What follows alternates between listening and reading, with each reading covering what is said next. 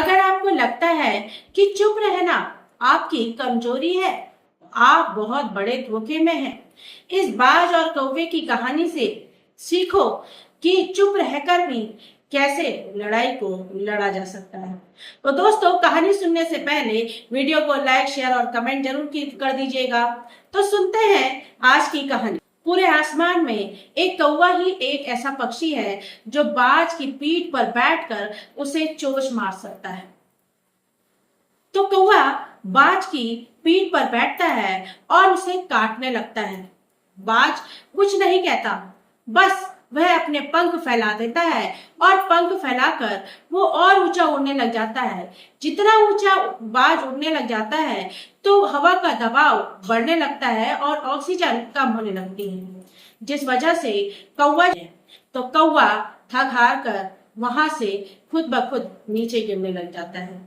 तो देखा दोस्तों, बाज ने कुछ नहीं करा, सिर्फ उसने अपनी क्षमताओं को बढ़ाया और उसकी वजह से वो जो कौवा उसको काट रहा था वो अपने आप ही हट गया।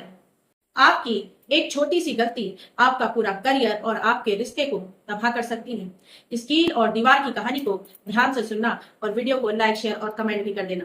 एक लड़के को बहुत जल्दी छोटी छोटी बातों पर गुस्सा आ जाता था, तो इसका उपाय उस लड़के के पिता ने निकाला और अपने लड़के से कहा कि बेटा, जब भी तुम्हें गुस्सा आए ये लो कील, और ये कील उस लकड़ी की दीवार में लगाया ना जब तुम्हें गुस्सा आए।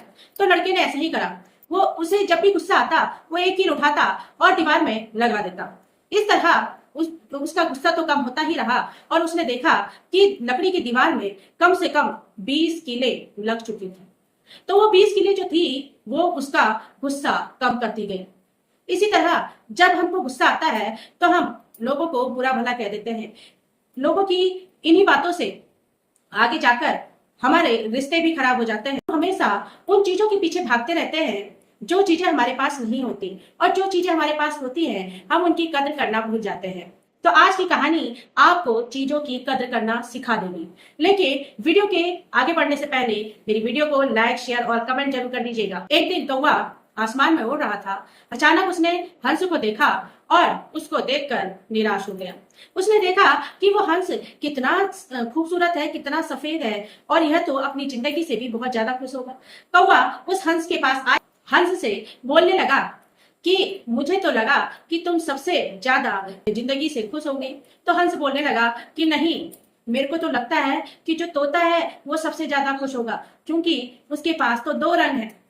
तो वह तोते के पास गए और तोते से पूछने लगे कि क्या तुम अपनी जिंदगी से खुश हो? तो तोते ने कहा, नहीं, मुझे तो लगता है कि सबसे ज्यादा खुश जो होगा वो मोर होगा। तो वो तीनों पक्षी मोर के पास गए जो कि चिड़ियाघर में बंद था, और हजारों लोग उस मोर को देखने के लिए आए। तो उन तीनों पक्षियों ने मोर से पूछा कि तुम कितने खुशनसीब हो कि तुम्हारे पास इतने सारे रंग हैं। मोर ने कहा कि मैं इतना सुंदर हूँ तभी तो पिंजरे के अंदर हूँ। मुझसे ज्यादा खुशनसीब तो तुम हो कि खुले आसमान में उड़ रहे हो और मैं पिंजरे में कैद हूँ। तो इस कहानी से सीख क्या मिलती है कि लोग आपके लिए हजारों बातें कहेंगे, आपकी बुराइयां भी करेंगे, आपकी कामयाबी नहीं। उन लोगों के साथ आगे बढ़े जो आपको गाइड कर रहे हैं, आपको मोटिवेट कर रहे हैं, आपकी अच्छाइयां बता रहे हैं। अगर आप सोच रहे हैं कि किसी की मदद करके हम उसके ऊपर एहसान कर रहे हैं, तो दोस्तों रुकिए, आज ये कहानी आपका भ्रम तोड़ देगी। नमस्कार दोस्तों, वीडियो को अंत तक सुनिएगा और लाइक, शेयर और सब्सक्राइब भी जरूर करिएगा, क्योंकि किसी भी कहानी की सीख हमें अंत में ही पता चलती है। एक लकड़हारा जंगल में लकड़ी काट रहा था। तभी उस लकड़हारे ने देखा कि जंगल में आग लगी हुई है और उस आग में एक सांप जो है वो भी फंसा हुआ है। लकड़हारे को दया आ गई और उसने उस सांप को बाहर निकाला। जैसे ही सांप को लकड़हारे ने पकड़ा, सांप ने उस लकड़हारे के हाथ में काट दिया। लकड़हारा सांप के काटने पर तुरंत नीचे गिर गया और उसके हाथ से वो सांप भी छूट गया। वो सांप फिर उसी आग में गिर गया।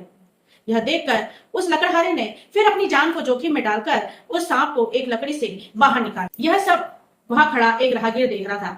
उस राहगीर से रहा नहीं गया और उसने लकड़हारे से कहा, बेवकूफ आदमी, तू क्यों इस सांप को बचा रहा है? इसने तेरे हाथ में काटा, फिर भी तू अपनी जान को जोखिम में डालकर इसे बचाने में। लकड़हारे ने एक सुंदर जवाब दिया कि डसना तो उस सांप का स्वभाव है और मदद करना मेरा स्वभाव है। मैं उस सांप के स्वभाव के कारण अपना स्वभाव क्यों बदलूं? लोग आपके साथ चाहे जैसा भी व्यवहार करें, लेकिन आपकी जो मदद करने की आदत है, आप उस मदद को कभी मत छोड़ो।